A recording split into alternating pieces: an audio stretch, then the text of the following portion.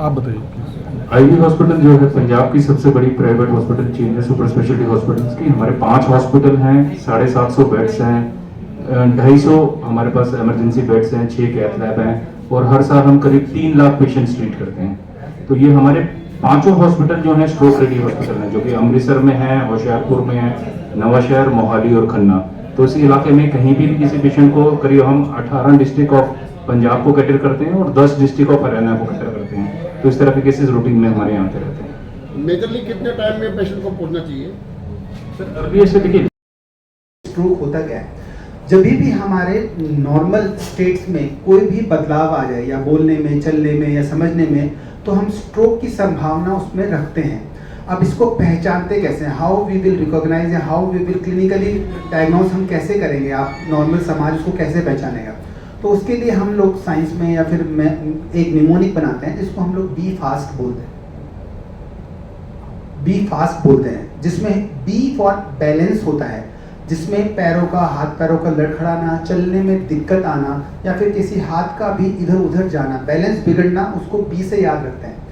E for आंखों की रोशनी, E for I site, एक तरफ अचानक से आधा दिखना या फिर एकदम से रोशनी चले जाना या फिर एक तरफ से ऊपर का हिस्से में विजन चला जाना, तो उसको हम लोग ई से याद रखते हैं। तो बी ई। फिर नेक्स्ट जो शब्द आता है वो आता है FAST।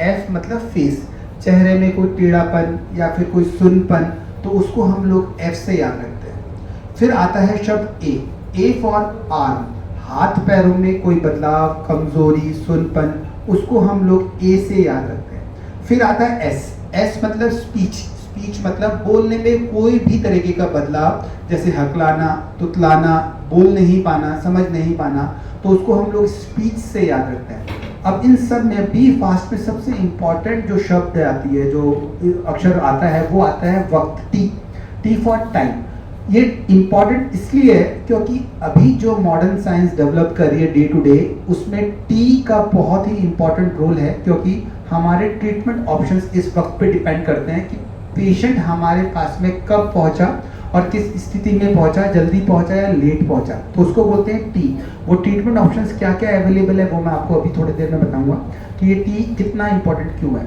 तो ये सिम्टम, ये डेफिनेशन थी, ये सिम्टम थे बी फास्ट, इसको हम लोग याद रखते हैं। फिर आते हैं इसके होते कितने प्रकार के हैं।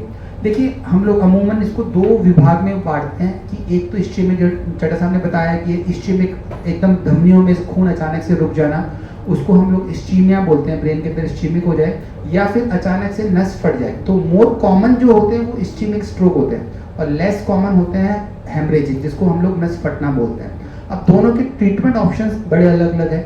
अब ये जो जागरूकता हम लोग बताते हैं, be fast, T word for वक्त, ये दोनों में इंपॉर्टेंट है, लेकिन इस्चेमिक स्ट्रोक में इसकी प्रायोरिटी टी की बहुत ज़्यादा है, क्योंकि ट्रीटमेंट जो अभी हम लोगों के पास में डेवलप हो रहा है वो इस्चेमिक स्ट्रोक पे ज़्यादा वर्क कर रहे हैं, क्योंकि उसकी जो इंसिडेंस वैल्यूज है, प्रेवलेंस वैल्यू बहुत ज़्यादा है। तो ये 2 प्रकार के स्ट्रोक हैं। फिर अब आप आते हैं कि होता किस कारण से ये स्ट्रोक हो रहे हैं आजकल हमारे समाज में। तो सबसे पहले जो हम लोग ओपीडीज में देखते हैं कारण में, वो आता है अनकंट्रोल्ड शुगर और अनकंट्रोल्ड हाइपरटेंशन। अमूमन होता क्या है कि पेशेंट डायग्नोस होते हैं हाइपरटेंशन के, शुगर के, लेकिन वो रेगुलर मेडिकेशंस नहीं लेते हैं, they are very irregular in their medications. और होता क्या है कि ब्लड के अंदर जब भी sugar level up and down होता है, बीपी ऊपर नीचे होता है, तो हमारे जो ब्रेन के वेसल्स होते हैं वो उनको इंजरी होती है and they results into the stroke. तो सबसे पहले जो कारण हम लोग देखते हैं अनकंट्रोल्ड शुगर एंड हाइपरटेंशन एक कारण में आता है। फिर जो कारण आते हैं उनमें हम लोग देखते हैं कि कोलेस्ट्रॉल कंट्रोल नहीं है किसी की उम्र एक हम लोग कारण में मानते हैं, लेकिन जो अवॉइड नहीं कर सकते। फिर आता है नशा पता, लोग स्मोकिंग करते हैं, लोग ड्रग्स लेते हैं, तो उसकी वजह से भी हमारे ब्रेन की वेसल्स में कम ज़्यादा बीपी बढ़ना, कम जाना, वो सब वेरिएशन आते हैं जिसकी वजह से स्ट्रोक होता है। फिर जो कारण आते हैं, कई बार पैथोलॉजी, किसी को हार्ट में तकलीफ होती है कि हार्ट के अंदर उसके क्लॉट बन रहे हैं और जैसे ही हार्ट पंप करता है वो ब्रेन के अंदर स्ट्रोक कर देता है।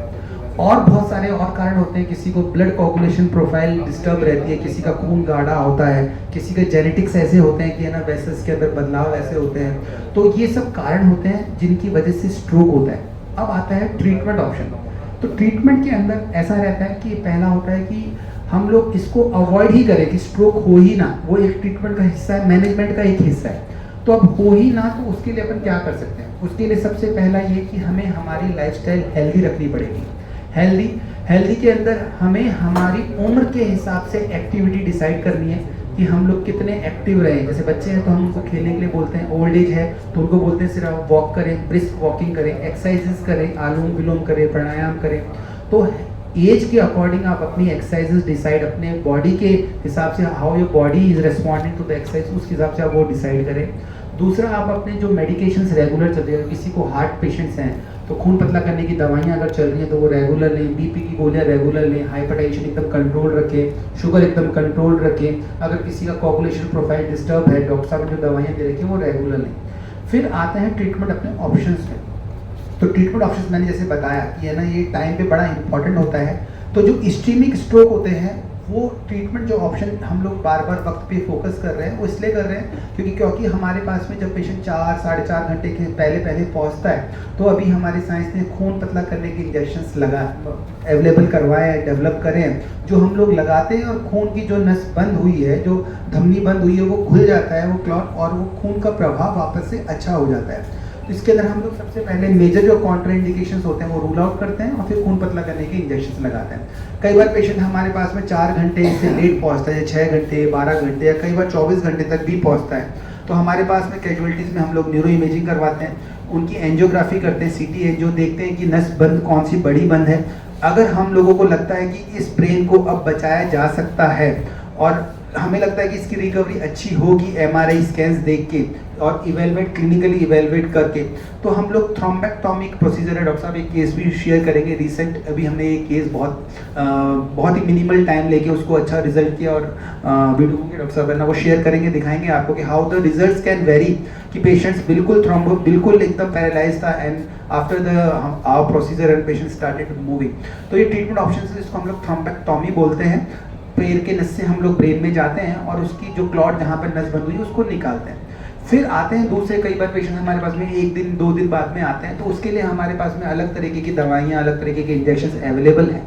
तो ये ट्रीटमेंट ऑप्शंस हमारे लिए टाइम के लिए बड़ा इंपॉर्टेंट है। फिर आता है हेमरेजिक, जो अगर पेशेंट्स को ब्रेन की नस फट जाती है तो उसके लिए फिर इडेमा, आसपास सूजन आती है तो सूजन उतारने की दवाइयाँ और ये सब चीज़ें हम लोग काम में लेते हैं according to the protocol and patient responds very well. तो ओवरऑल ये स्ट्रोक का ब्रीफ आउट था कि how you can diagnose, treatment options and prognosis और हाउ यू कैन प्रिवेंट। अब मैं डॉक्टर विनीत सैगर को माइक दे रहा हूँ, तो फर्दर जो एक हमारा केस है और कुछ अपनी इन्फॉर्मेशन सर आपसे शेयर करेंगे, तो my mic is to hand to doctor Pradeep ने आपको बताया स्ट्रोक क्या होता है, ये तो आई थिंक अब में क्लैरिटी है ही है। इसको लगभग जो हम कॉमन मैन लैंग्वेज में यूज करते हैं उसे कहा जाता है। तो ट्रीटमेंट ऑप्शंस बड़ी क्लियर हैं। टाइम इज ब्रेन, ये याद रखने की जरूरत है कि जितना जल्दी आप डॉक्टर के पास पहुंचेंगे उतना अच्छा रिजल्ट आएगा।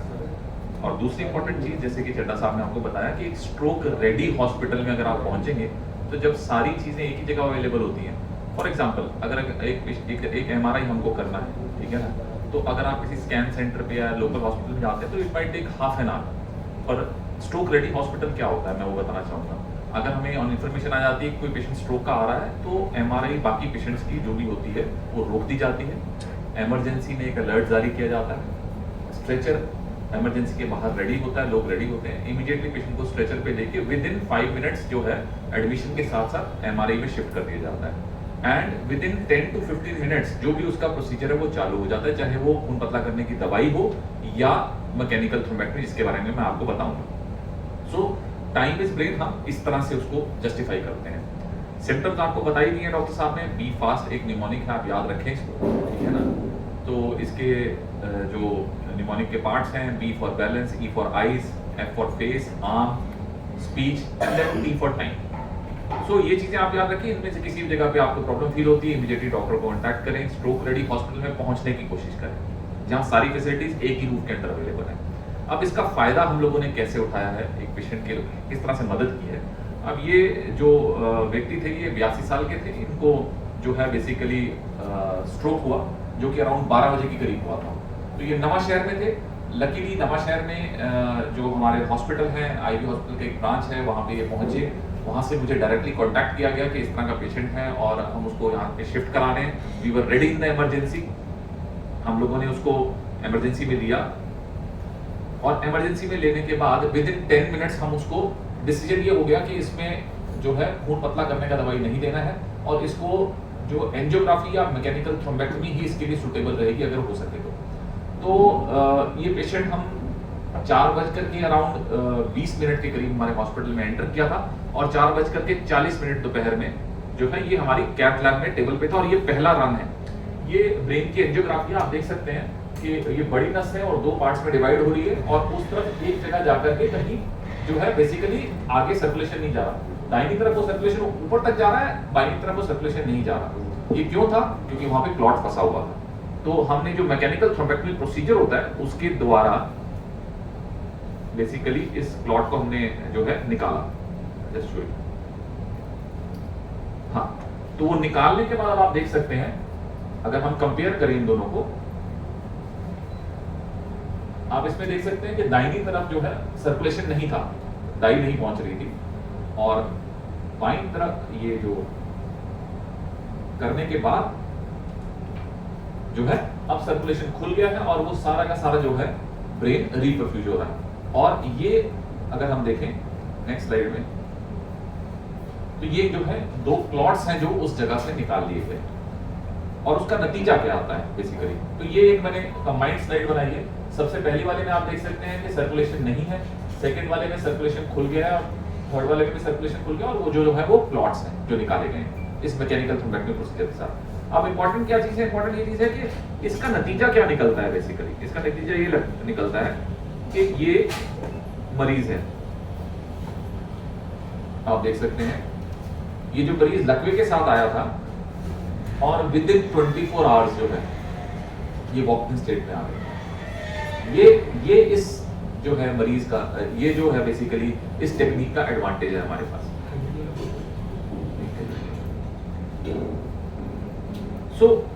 अब ये करते कैसे हैं बेसिकली? तो ये किया इस तरह से जाती है इसी तरह के किसी और मरीज का एक एंजियोग्राफी है। आप देख सकते हैं कि जहां पे मैंने सर्कल लगाया है यहां पे दाई आ चुका है लेकिन ब्लॉकेज हो चुकी है। तो इस ब्लॉकेज को पार करने के लिए आप देख सकते हैं आप वहां पे एक तार जैसी चीज ऊपर तक चलेगी, ये हमारा एस्पिरेशन कैथेटर होता है। उस ब्लॉकेज को क्रॉस करके ये आगे निकल गया है। आप देख सकते हैं कि इसमें वो जो घुमावदार चीज है सांप जैसी है वो बेसिकली हमारा डिवाइस है जिससे हम ये क्लॉट्स रिट्रीव करते हैं और उसका एडवांटेज ये है सर्कुलेशन खुल गया। तो सिमिलरली एक और पेशेंट था जो हमने कुछ दिनों पहले भी ट्रीट किया था। ये पेशेंट भी विद इन 2 to 3 डेज जो है वॉकिंग स्टेट में आ गया। डेफिनेटली इसके कुछ प्री कंडीशंस हैं जैसा कि डॉक्टर साहब ने आपको बताया कि हमें देखना होता है एमआरआई पे कि एरिया जो है डैमेज हो सकता है, वो कितना डैमेज हुआ है, इस प्रोसीजर को करने का फायदा है कि नहीं है, पेशेंट सूटेबल भी होना चाहिए उस चीज के लिए, थोड़ा सा कॉस्टली प्रोसीजर है and then time as I said is the most important factor in this. Time is great. तो इस्कीमिक स्ट्रोक जो कि आप जैसे कि आपको डॉक्टर साहब ने भी बताया जो कि 80% ऑफ पेशेंट्स में पाया जाता है, सबसे पहली चीज तो यही है कि उसको अगर हम ना होने दें तो सबसे अच्छी बात है। परंतु अगर किसी को हो गया है तो एक स्ट्रोक रेडी हॉस्पिटल जहाँ पे सारे फैसिलिटीज अवेलेबल हैं, अगर मरीज वहां पहुंचता है तो मरीज को सबसे ज्यादा फायदा होता है। बहुत बार हमने देखा है कि पेशेंट पहले एमआरआई कराता है, फिर किसी से अपॉइंटमेंट लेता है, अपॉइंटमेंट लेकर के शाम को उसको दिखाता है, फिर उसको पता लगता है उसको स्ट्रोक होता है। तो बाय द टाइम वो हमारे पास पहुंचता है वो सारी ट्रीटमेंट मोडेलिटी से बाहर हो चुका होता है जिनसे कि उनको मैक्सिमम फायदा हो सकता है। जैसा कि हमने सबसे पहली स्लाइड में दिखाया था कि टाइम इज ब्रेन, इस चीज का कोई सब्स्टिट्यूट नहीं है। तो अगर किसी भी पेशेंट को लकवे जैसी फीलिंग आती है उसके लिए सबसे अच्छी चीज तो यही होगी कि वो एक स्ट्रोक रेडी हॉस्पिटल जैसे कि आईवी हॉस्पिटल जो कि एक स्ट्रोक रेडी हॉस्पिटल उसमें पहुंचे और अपना इलाज जल्दी से जल्दी करवाएं। धन्यवाद। में कितना बड़ा वेसल जो है वो इन्वॉल्व होता है। एक बड़ा अच्छा इंफॉर्मेशन मैं आपसे शेयर करूंगा कि जैसे ही स्ट्रोक पेशेंट को होता है ना, डिपेंडिंग अपॉन कितना बड़ा वेसल मतलब कितनी बड़ी नस जो है वो ब्लॉक हुई है, अराउंड 1.90 मिलियन ब्रेन सेल्स पर मिनट डेड होने लगते हैं। 19 लाख सेल 1 मिनट में डेड। 1 मिनट में इंपॉर्टेंट है। ये एक इंपॉर्टेंट पार्ट है। सो मोर्टेलिटी बेसिकली इस चीज पे डिपेंड करती है कितना बड़ा एरिया इन्वॉल्व हो रहा है और कितना टाइम जो है पेशेंट का बर्बाद हो रहा है या वेस्ट हो, कितनी जल्दी हॉस्पिटल जितनी जल्दी हो। मोर्टेलिटी इस चीज पे डिपेंड करेगी। कितने हिंदुस्तान में करीब 20 लाख केसेस पर ईयर होते हैं। वर्ल्ड वाइड का डाटा लो तो 1.5 करोड़ साल में होते हैं, जिसमें से 50% की डेथ होती है, 5 1.5 करोड़ में 50 लाख की डेथ हो जाती है, 50 लाख परमानेंट डिसेबिलिटी में आ जाते हैं, तो बाकी 50 को ट्रीटमेंट मिलता सर है। डिसेबिलिटी में जो आती है या डेथ होती है किन कारणों से होती है? लैक ऑफ ट्रीटमेंट डिसेबिलिटी का कारण मेजर कारण ही है कि आइडेंटिफाई नहीं हो पाता। हिंदुस्तान में मतलब इसका इतना दर है हिंदुस्तान में उसकी जो ब्लड स्टॉक बताए ना 20 20 लाख लाख नए स्ट्रोक पाए हिंदुस्तान में, 20 लाख पूरे वर्ल्ड में 1.5 करोड़ साल के। ये तो मतलब ये तो कंजर्वेटिव कंजर्वेटिव में जो रिपोर्ट होता है, कहीं तो घर में हो जाते हैं, हॉस्पिटल नहीं जाते हैं, इलाज आधा टाइम तो केमिस्ट से दवाई अफीम ले दे करके काम चला दिया जाता है ना, तो वो रिपोर्ट नहीं हो पाते ना। ये जो 20 लाख रिपोर्ट है ये तो हॉस्पिटल का डेटा है, ठीक है ना। जो बहुत सारे आरएमपीज के पास ट्रीट हो रहे हैं या नॉन क्या कहते हैं मेडिकल बेस, वो तो हमें पता ही नहीं है। जब कोई स्ट्रोक आता है तो उस समय कुछ लोग ना राय देते हैं कि आप झाड़ा करवा लो, ये चटा लो, चप्पल छोड़ा लो, ये स्टील लगा दो। कई लोग डॉक्टरों भी कहते हैं कि अफीम देने से नहीं सर, नहीं फायदा नहीं होता सर। अफीम देने से बल्कि नुकसान और होने के चांसेस है, बिकॉज अफीम बीपी बढ़ाती है, वो एक इस्कीमिक स्ट्रोक को हेमरेज में कन्वर्ट कर सकती है, और अगर ये हेमरेज स्ट्रोक हुआ तो और नुकसान कर सकती है। अफीम से हार्ट में प्रॉब्लम्स हो सकती हैं, अरिथमिया हो सकता है, वो बढ़ा सकती है। अफीम तो बिल्कुल नहीं देना चाहिए sir, it is not it's a medical. Sir आप बता रहे हैं कि कॉस्टली है जी। जो इसका ट्रीटमेंट है, बताएंगे कितना कॉस्टली है? सर इसका सामान जो ये है, जो क्या कहते हैं मैकेनिकल थ्रोम्बेक्टमी के लिए जो सामान यूज होता है, वो अराउंड 3 से 4 लाख रुपए का पड़ जाता है पेशेंट को। तो टोटल कितनी कॉस्ट आ जाती है 5 से लगभग? 6 लाख रुपए के करीब खर्चा पड़ जाता है। 5 से बट 6 इट देखिए इंश्योरेंस में गवर्नमेंट स्कीम्स में कवर्ड है। देखिए उसमें एक एडवांटेज मैं आपको बताता हूँ कैसे। एक पेशेंट अगर बेड रिटर्न हो जाएगा, जो उसका 6 महीने में जो खर्चा होगा, एक पेशेंट जो मोबाइल हो जाएगा वो बराबर पड़ जाता है। आयुष्मान कार्ड है। और अगर विद इन 24 आवर अगर अर्लीस्ट पॉसिबल अर्लीस्ट पॉसिबल अगर हो हम ये नहीं लेके चलना चाहिए कि 24 घंटे में पहुंचे, जितना जल्दी पहुंचेगा उतना फायदा ज्यादा उतना। होगा। यहाँ कोई केस ऐसा जटिल भी होता है डॉक्टर साहब, जिसको कई डॉक्टर महीने लग जाते हैं। डॉक्टर साहब, बिल्कुल मतलब आयुष्मान का 5 लाख रुपए तक का है, जी। तो कैसे कर पाएंगे इसमें फिर अगर वो बढ़ जाता तो? कैसे वो शामिल है किया जाएगा? पीजीआई वगैरह में है, उसका अरेंजमेंट है, पीजीआई में है उसका, ठीक है। पीजीआई में होता है उसका। आप कुछ कह रहे थे? मैं आपसे सवाल कर रहा था कि ब्रेन हेमरेज से जैसे अभी चर्चा चल हाँ रही जी। है, तो इसके अंदर कोई केसेस ऐसा नहीं होता जो बड़ा जटिल होकर के लंबा चल जाता है? सर जैसे like साल, आठ बिल्कुल महीने? बिल्कुल होता है सर। डिपेंड करता है कि कितना हेमरेज हुआ, पेशेंट ने कितनी जल्दी ट्रीटमेंट लिया और कितना डैमेज हुआ। एक पेशेंट के 5 ऑपरेशन हुए गंगाराम हॉस्पिटल में, सर बिल्कुल हो सकता है, और 7 महीने उसको लगे, 7 महीने 7 आराम से सर। वो जो बहुत इलाज सारे- कैसा रिजल्ट रहा होगा? ये तो केस केस पे डिपेंड करता है सर, इस तरह से बताना मुश्किल है, बट ऐसे केसेस होते हैं बहुत। Cases to cases vary cases to cases vary करता है।